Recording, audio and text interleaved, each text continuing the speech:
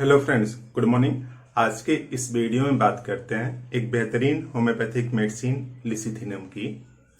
लिसिथिनम पूरी बॉडी की मेटाबॉलिज्म को इन्फ्लुएंस करता है और कई बीमारियों को ठीक करता है। बात समझने की कोशिश करते हैं कि लिसिथिनम कैसे काम करता है और किन किन बीमारियों में प्रमुख रूप से यूज किया जा सकता है। तो देखिए, जो लिसिथिनम है बेसिकली ऑर्गेनिक कंपाउंड है जो कि ह्यूमन के ब्रेन से बनाया जाता है। ह्यूमन के ब्रेन से बनाया जा सकता है या फिर सनफ्लावर से एक्सट्रैक्ट किया जा सकता है।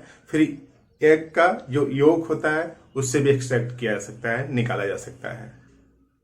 तो यही इसके मेन सोर्स हैं जहां से बनाया जा सकता है या बनाया जाता है। लिसिथिनम देखिए लिखा है यहाँ पे, increase RBC and haemoglobin. RBC और हीमोग्लोबिन को बढ़ाता है लिसिथिनम।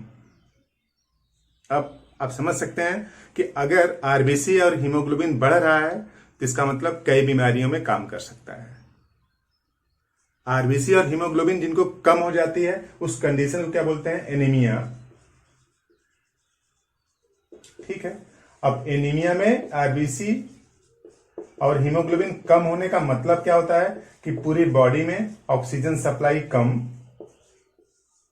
और पूरी बॉडी में अगर ऑक्सीजन सप्लाई कम है तो आप समझ सकते हैं कि जो कोशिकाएं हैं, सेल्स हैं, जहां पे ऑक्सीजन कम पहुंचेगा उनमें एनर्जी कम होगी। एनर्जी कम होगी और एनर्जी कम होगी तो वर्क जो उनका जो काम है वो भी कमतर होगा, यानी क्वालिटी वाला फंक्शन नहीं होगा।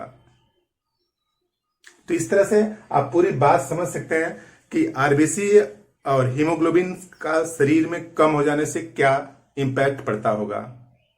डायरेक्ट अगर बात करें तो एनर्जी सप्लाई बॉडी में कम हो जाती होगी क्योंकि ऑक्सीजन सप्लाई कम हो जाएगी हीमोग्लोबिन और आरबीसी को कम होने की वजह से।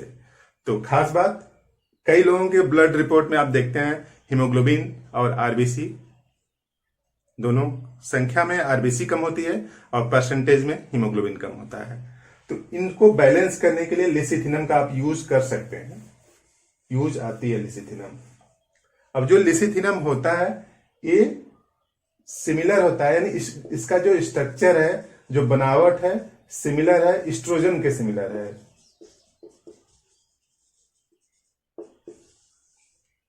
लिसिथिनम का स्ट्रक्चर, एस्ट्रोजन एक हार्मोन होता है जो प्रमुख रूप से महिलाओं में पाया जाता है और उनके जो पीरियड आते हैं उस समय उसका लेवल कम और ज्यादा होता है जरूरत के हिसाब से। यानी पीरियड को रेगुलर होने के लिए और ठीक अमाउंट में होने के लिए और ठीक ड्यूरेशन तक होने के लिए जरूरी है एस्ट्रोजन।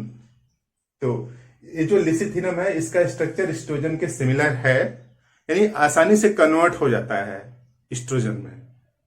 और एस्ट्रोजन में कन्वर्ट होके महिलाओं के जो हार्मोन है उनके जो स्तर है उसको बनाए रखता है, हार्मोनल इनएफिशिएंसी को बैलेंस करता है। तो दो चीजें आप दिमाग में सेट कर लीजिए कि हीमोग्लोबिन और आरबीसी को बढ़ाता है। अब हीमोग्लोबिन आरबीसी को बढ़ा करके सेल की जो फंक्शन है उसको नॉर्मलाइज किए रखता है। अगर कम हो जाएगा हीमोग्लोबिन और आरबीसी तो सेल की जो फंक्शन है वो कम होगा और फंक्शन कम होगा तो अगर हम लोग किडनी की बात करें तो वहां से फास्फेट निकलने लगेगा। किडनी से फास्फेट निकलने लगे तो उस अवस्था को क्या बोलते हैं? फास्फेट्यूरिया।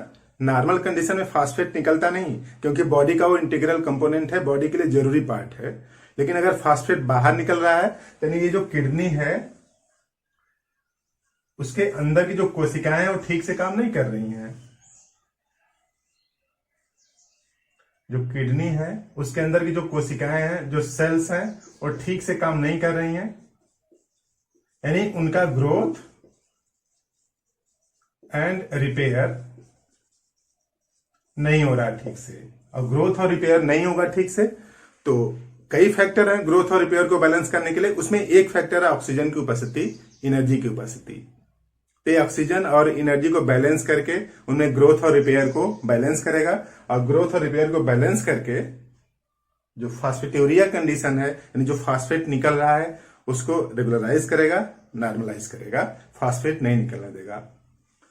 अगर ग्लूकोज निकल रहा है तो उसको ग्लाइकोस्यूरिया बोलते हैं, यानी डायबिटिक पेशेंट में जो ग्लूकोज बाहर निकलने लगता है यूरिन से, तो ग्लूकोज भी बॉडी के लिए जरूरी कंपोनेंट है, उसको निकलना नहीं चाहिए, लेकिन अगर निकल रहा है तो उसी अवस्था क्या बोलते हैं, ग्लाइकोस्यूरिया, डायबिटीज में प्रोमिनेंट तरीके से देखी जाती है।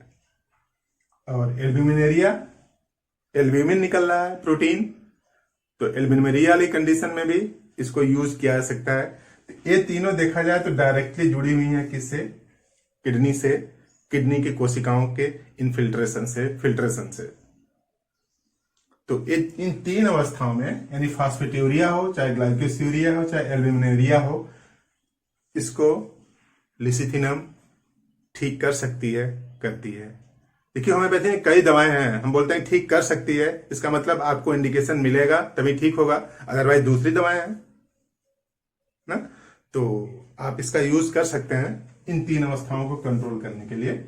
और ओवरी इनएफिशिएंसी, ओवरी ठीक से ओवम नहीं बना पा रही है, तो उस वजह से क्या हो सकता है कि जो प्रेगनेंसी या कंसीव नहीं हो रहा होगा, तो यहां पर देखिए लिखा है कि एस्ट्रोजन के सिमिलर है। एस्ट्रोजन एक हार्मोन है जो एवोल्यूशन में भाग लेता है, तो स्ट्रक्चरल सिमिलरिटी होने की वजह से आसानी से कन्वर्ट हो सकता है एस्ट्रोजन में। तो ओवरी इनएफिशिएंट है, यानी ओवम नहीं बना रही है, तो इस तरह से ये काम कर सकती है, ओवरी को सफिशियंट बनाए फंक्शन के रिस्पेक्ट में, तो ओवम बनने लगेगा, तो जो कंसीव नहीं हो रहा, कंसीव होने की संभावना बन सकती है। और वीक मेल पावर या फिर इम्पोटेंसी, इनको सेक्सुअल पावर वीक हो गई है, कमजोर हो गई है, इम्पोटेंसी हो गई है, उन सब के लिए भी ठीक तरीके से काम करती है लिसिथिनम। लिसिथिनम किसी भी होम्योपैथिक मेडिकल स्टोर पर आसानी से अवेलेबल है, आप उसको लेके यूज कर सकते हैं। कैसे लेना है अगर इसकी हम लोग बात करें तो देखिए, आपने ले लिया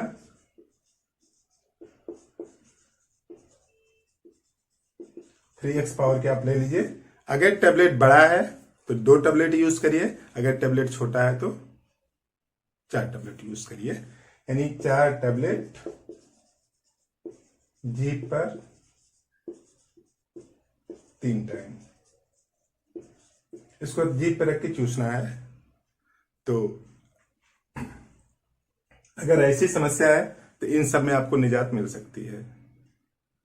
तो लिसिथिनम का यूज आपने समझा। नियर बाय में किसी को अगर दिक्कत हो तो आप उसको बताएं और उसकी बीमारी में हेल्प करें। मेरा काम यह था कि मैंने आपको बता दिया, आप अब दूसरों को भी बताइए। इस तरह से जानकारी बढ़ेगी तो बीमार होने की संभावना को हम लोग कम कर सकते हैं। आपने पूरा वीडियो देखा, थैंक यू।